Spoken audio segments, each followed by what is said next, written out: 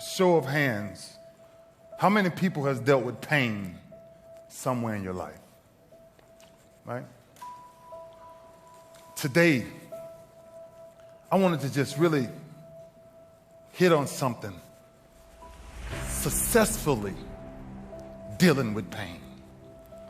I think you hear many stories, and every story I just sat in the back room and listened to. I'm watching these people triumph and figure out ways to keep going. But how do you keep going? Why do you keep going? When the world says everything else is supposed to be opposite.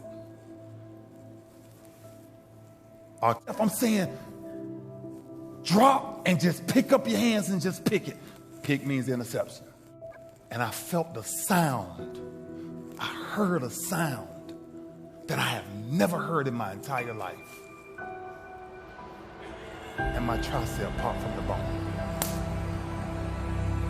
And as soon as I hit it, I knew something was wrong. And I did with it pop. And all of my players looking at me and they're like, "You all right, Lou?" And I'm like, "I'm good, let's go." But I know I ain't good. And I know something's functionally not right. Something's wrong. Because I can feel a burn. And 3 more plays after, 5 more plays after, 7 more plays after, 8 more plays after, I'm still out there fighting with my team. Because it's the 4th quarter. And you can't leave the battlefield. You can only leave the battlefield for injury, not pain. 15th play come up. Young running back come through the hole. I'm realizing that if I don't sacrifice my body and throw it in the middle of him, he probably scores. We lose. But I got one arm. So I just threw my body and just rolled with it. She grabbed the back of my arm and she touched right at the bottom of my tricep, and she could actually push through to where you can see her hand coming through on the other side because it had snapped from the bone. And I'm sitting there and she's like, "Why are you smiling?" I said, "Doc, it's just an arm." She was like, "Yeah, Ray, but I got some bad news." I said, "Doc, what's that?" She said, "You just popped your tricep from the bone." I said, "I just popped it from the bone." She said, "It's gone." She's crying. I'm like, "Doc, why you crying?" She's like, I never wanted to see your career end like this." So I said, man believes in the possible. God believes in the impossible. I promised myself when I came into this game, if I was going to leave it, I would rather die on the field. But it's something that tearing my tricep taught me about there's 2 sides of pain that I don't think a lot of people really understand. Right? There's one side of pain that's the suffering and the discomfort side of pain. That's why everybody raised their hands when I first asked, have everybody ever been through pain? Because that hurts. You remember what that felt like. But then there's another side of pain that's called effort. It's called glory. It's called, if you can find a way to push through pain, there's something greater on the other side of it. And if you never tap into it, it's because the first time you felt it, you backed off. The first time you felt, that burn, the first time you felt that it's too much. And we rationalize with ourselves to where we automatically stop. That's why a bunch of us give up so much in life so quickly.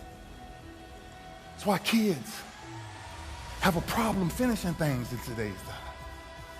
Because as soon as they feel a small bit of discomfort, of things ain't right, they're gone. I can't do it no more. But suppose I told you the greatest pain of my life is the reason I'm standing here today. Suppose I was able to share with you See, sometimes we think the pain is what controls us. It's actually our subconscious mind that if we ever tapped into that, that's what dictates most of our lives.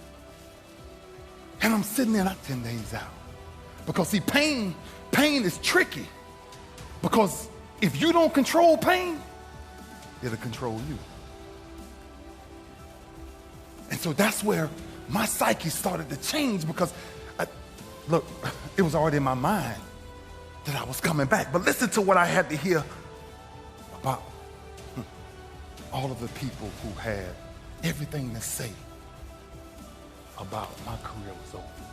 And I'm saying, wow, that many people can dictate if I'm coming back or not? That many people got control over what I do from this point forward, going forward. That many people can tell me what makes you get up when you fall down. What makes your mentality change if there's a great situation or there's a bad situation? How do you dictate that based off the level of pain? Because I think that's where we're getting in trouble at. And so when I started cycling, when I started going to see these doctors, I realized that I turned my greatest pain into my greatest achievement. I asked my mom one day, I said, Mom, I said, would you buy me a deck of cards? And she says, Junior, I don't gamble in my house. Ain't no cards coming in my house. And I said, Mom, I don't need them for gambling. I don't want them for gambling. I just need a deck of cards, Mom.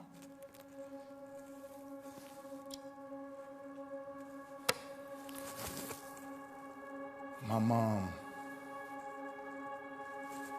for years, from the time I was 4, 5, 6, 7, 8, 9, 10, 11, 12, 13,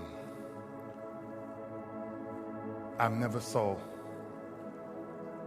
a woman take so much physical abuse than the way I've seen my mother beaten every freaking day of my life. And I'm helping her, but I can't help her because I'm not strong enough. I don't have the muscle to get these men off my mother.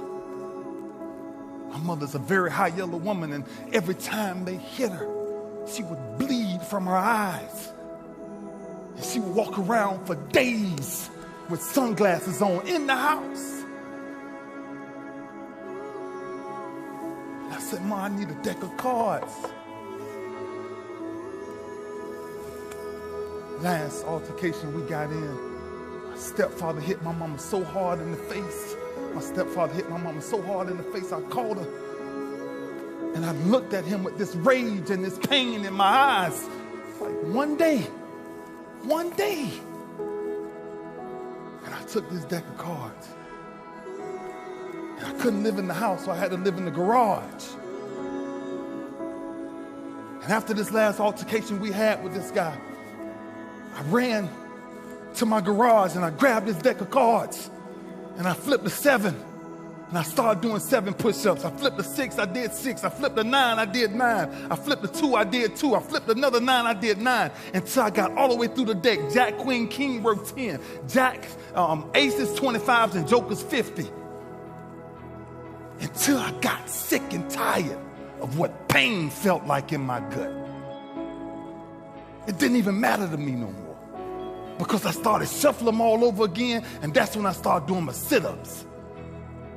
Because I wanted to make sure sports wasn't the reason why I started training. It was to make sure a man never put his hands on my mama again. That's why I started doing what I started doing. Sports was a byproduct of what people started to see. It was the behind the scenes that was driving me crazy. At 10 years old, picked up these deck of cards, and one day I counted them, and I found out it was 52 of them in the deck of cards. 52. And I turned my greatest pain into, in my business, what the greatest achievement ever is the touch of the Lombardi trophy. 52 cards And ironically, my number ended up being 52. I wish I made up the story, but I didn't. 1986, I'm sitting on the crib. My mama come home. She said, "Baby Ray, what you doing?" I said, "Mama, I'm waiting for my daddy to come get me." She said, "Baby Ray, your daddy ain't coming." I said, "Mom, somebody said daddy in town and he coming to get me for Christmas." She said, "Baby Ray, your daddy ain't coming." I said, "Mom, I'm not leaving. I'm going to sit right here." 7:30 came by, 8:30, 9:30, she came back out and said, "Son, get up. He ain't coming." I said, "Mom, he got to come. I'll be all right." I sat there till 11:30 at night. She finally walked over to me. She said, "Baby Ray, get up. He ain't coming." And I remember getting up from that freaking curve. And I told my mama that day, "Mama, no pain will ever stop me from taking care of you and my brothers and sisters. Because nobody knows what I'm dealing with. The greatest pain a man will ever go through in his life is the disconnection of a father. When you know he living." I thank my father because we're friends now. But I thanked my father for not coming around me when I was a child. Because the way he was living wasn't the way I was supposed to live. So sometimes to really find the root of who you are, you must go back generationally and find out if you're following the same curses. That's what pain is. Pain is a repetition of the psyche. Until you learn how to figure it out, until you learn how to tap it on the back and say, "I know you there, but I'm built to deal with you." I don't want nobody to leave here today and not understand why we must find a way to push through pain to understand that's on the other side of that is glory. The night before the Super Bowl, I re-tore my tricep. Couldn't tell nobody. I couldn't go to the doctors. I couldn't go to my teammates. What I was going to tell them? That I can't play. I re-tore it. And it was bleeding so bad, and it was burning so bad that I took a shoestring from one of my shoes. And one of the fire spigots, I tied a shoestring around the tire spigot and tied it around my arm to hang my arm up just so I can get 3 hours of sleep. And I held it there all night, and that shoestring held my arm there all night. And I got up and I walked in that stadium. And I never forget this. If anybody's ever saw this ride, I came out of halftime, and we busting San Fran up. I'm sorry if it's any 49er fan. You know, I know we on the West Coast. But I come out of halftime, and I stayed in there a little longer because I got ready to tell my trainers, I'm like, "Man, listen, I can't even punch nobody with my arm. It's hurting that bad." I said, "I got it." A whisper came to me. "It ain't about you. It's about the team. It's about the team." I came out the locker room, my arm burning so bad. Jacoby Jones was walking to the end zone to receive the kickoff. I'm running towards the sideline. My arm burning so bad, God said, "Go touch Jacoby." I turned around and put both of my hands on Jacoby's chest. And I said, "I'm just doing what God told me to do." And I ran back to the sideline, and I watched Jacoby go 109 yards.